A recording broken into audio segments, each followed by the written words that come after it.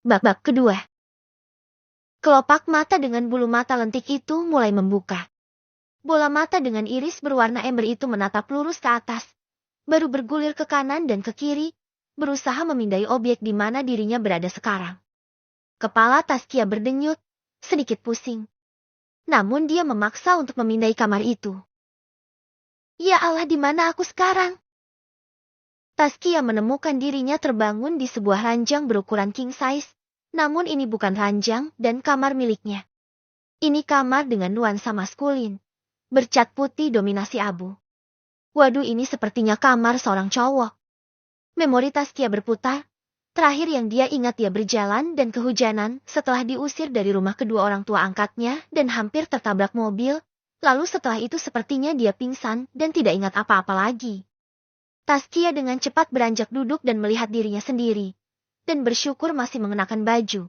Kemudian dia menyingkap selimut yang menutupi tubuhnya bagian bawah sampai bagian perutnya dan ternyata dirinya sudah berganti baju. Taskia sekarang memakai piyama kebesaran. Ya Allah, aku ada di mana dan siapa yang menggantikan bajuku? Dan apa yang terjadi denganku semalam? Taskia langsung panik, khawatir terjadi apa-apa dengannya. Pikiran Taskia langsung kemana-mana. Siapa tahu saat dia pingsan tadi ada yang berbuat tidak senonoh padanya. Aduh, gimana ini? Taskia menggaruk rambutnya yang tidak gatal. Tapi dia tidak merasakan sakit ataupun nyeri di inti tubuhnya bagian bawah. Karena katanya kalau habis dibegituin, untuk yang pertama kali pasti area itu akan sakit. Itu sedikit membuatnya lega. Pun baju yang dipakainya juga masih lengkap. Taskia langsung beranjak berdiri. Ingin segera keluar dan mencari tahu di mana dirinya sekarang berada. Baru juga kakinya menapak di lantai marmer yang dilapisi karpet permadani saat pintu itu terbuka. Taskia langsung membeku. Meraba kepalanya dan baru sadar kalau dia tidak mengenakan jilbab. Taskia segera menyambar handuk yang ada di atas lengan sofa untuk menutupi kepalanya. Kamu siapa? Kenapa ada di sini? Seorang wanita muda dengan penampilan seksi dan glamor itu bertanya pada Taskia. Pasti kamu selingkuhan Zildan ya? Dasar wanita murahan. Berani-beraninya kamu selingkuh dengan kekasihku. Sampai tidur dan menginap di apartemen ini juga. Tuduh wanita itu. Aku Taskia, tapi aku bukan selingkuhan siapa yang kamu sebut tadi. Aku juga nggak tahu kenapa aku ada di sini. Makanya aku ingin mencari tahu. Halah, nggak usah bohong kamu. Mana ada maling yang mengaku. Ayo keluar. Tidak pantas kamu ada di kamar ini. Dasar jalang. Wanita itu tidak sabaran, sehingga langsung menarik rambut Taskia yang tertutup handuk, alih-alih menarik tangannya. Apa sih Anda ini? Main tarik aku seperti ini? Sentak Taskia sembari mencoba melepaskan tarikan tangan wanita itu di rambutnya. Aku akan menyeret kamu keluar dari kamar ini dan dari apartemen kekasihku ini. Dasar wanita murahan dan penggoda. Bisa-bisanya kamu begitu murahan seperti ini. Jalang. Lepaskan. Taskia menyentak tangan wanita itu, hingga pegangan di rambutnya pun terlepas. Enak saja main tuduh sembarangan. Wanita itu tidak terima dan ingin berusaha menyeret Taskia keluar dari kamar itu secepatnya. Kita bisa bicara baik-baik. Jangan asal menuduh aku seperti itu. Sebenarnya ini di mana? Tanya Taskia yang memang masih bingung dan tidak tahu menahu dengan apa yang terjadi serta berbagai tuduhan yang mengarah padanya. Dia membetulkan handuk penutup kepalanya. Halah, gak usah sok mendrama seperti itu. Ada apa sih, Sarah? Seorang pria berdiri di ambang pintu. Mungkin datang karena mendengar keributan di kamar itu. Zildan?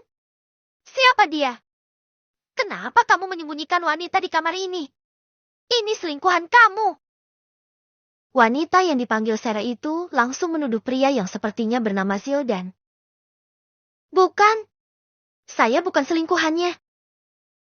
Sambar Taskia cepat. Aku nggak tanya sama kamu. Bentak Sarah. Kita sudah Rah. Jadi suka-suka aku dong mau jalan sama siapa aja. Kamu jangan ikut campur masalah aku lagi dan jangan mengatur hidupku lagi. Tegas sang pria. Jadi benar ini kekasih baru kamu? Tanya Sarah dengan nada marah dan kesal. Bukan. Jawab Taskia. Iya masalah buat kamu. Sekarang kamu udah tahu kalau aku sudah punya kekasih lagi pengganti kamu, dan silakan pergi dari sini. Jangan ganggu aku lagi, apalagi sampai mengganggu gadis itu. Awas saja kalau kamu berani menyentuhnya dan mengganggu kehidupan kami lagi. Jawaban atau lebih tepatnya ancaman pria itu membuat Taskia bingung lagi. Apa-apaan mengakuinya kekasihnya? Kenal saja tidak. Siapa namanya? Aku nggak percaya sama kamu, Sil. Karena gadis itu tidak mengakuinya. Sarah menatap sinis pada Taskia. Sika, itu nggak penting buat kamu. Rah, kamu pergi dari sini sekarang, atau aku panggilkan security apartemen untuk menyeret kamu keluar dari apartemenku ini. Ancam Zildan. Sarah kesal dan menghentakkan kakinya di lantai. Dia beranjak pergi setelah ditarik paksa untuk keluar oleh Zildan. Awas ya, Zildan. Aku nggak terima kamu giniin. Bisa-bisanya kamu sudah membawa perempuan lain masuk ke dalam kamar itu. Aku nggak akan tinggal diam. Tunggu saja pembalasanku karena kamu sudah menyia-nyiakan aku. Ancam Sarah sebelum membanting pintu apartemen Zildan. Taskia tinggal sendirian dalam kebingungannya. Kejadiannya begitu cepat dan dia semakin bingung sekarang dia ada di mana. Ditambah lagi dia dituduh wanita murahan dan jalang. Sama seperti tuduhan Regi padanya semalam.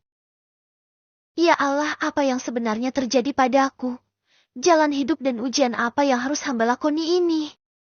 Kenapa hidup hamba begitu rumit? Taskia meraup mukanya. Dia ingin menangis lagi rasanya. Baru juga Taskia ingin keluar dan menanyakan apa dan bagaimana dirinya bisa berada di sini. Namun pria yang dipanggil Zildan itu sudah kembali berdiri di ambang pintu kamar. Taskia mendadak jadi salah tingkah dan bingung mau bertanya apa. Apalagi dengan posisinya yang tidak memakai jilbab dan hanya mengenakan handuk untuk menutupi rambut dan kepalanya. Namun rambut panjangnya masih menjuntai di belakang. Keluar dari handuk. Apalagi pria yang dipanggil Zildan itu menatapnya dengan tatapan tajam seolah menguliti Taskia. Taskia menggigit bibir bawahnya. Berusaha untuk bersikap biasa saja dan tidak canggung. Apalagi hanya berdua saja di dalam kamar apartemen, meskipun pria itu berdiri di ambang pintu kamarnya. Pria yang sudah mengenakan setelan rapi kemeja dan celana panjang. Lengkap dengan dasi. Sepertinya pria itu akan segera berangkat ke kantor. Berarti ini sudah pagi, atau mungkin malah sudah siang. Maaf Pak. Saya di mana ini sekarang? Dan apa yang terjadi dengan saya semalam? Apakah Anda yang menolong saya semalam?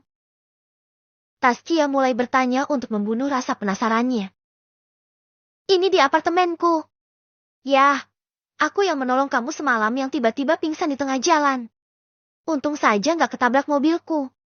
Lagian ngapain malam-malam keluyuran di tengah jalan seperti itu? Sendirian pula.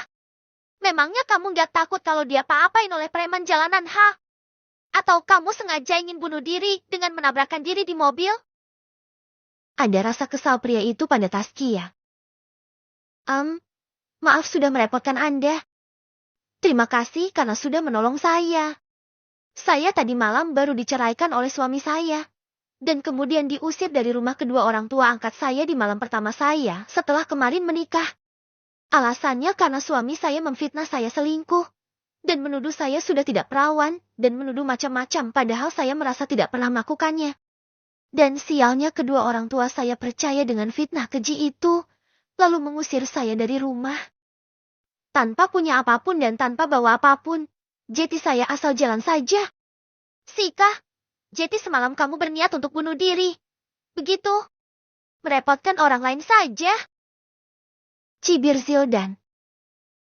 Astagfirullah. Ya enggak lah. Saya masih takut dengan dosa. Saya juga masih ingin membuktikan kebenarannya bahwa semua tuduhan itu tidak benar. Lalu siapa yang menggantikan baju saya ini? Aku. Siapa lagi memangnya? Enggak ada orang lain lagi di sini.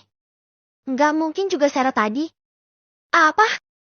Ya jadi Anda sudah melihat tubuh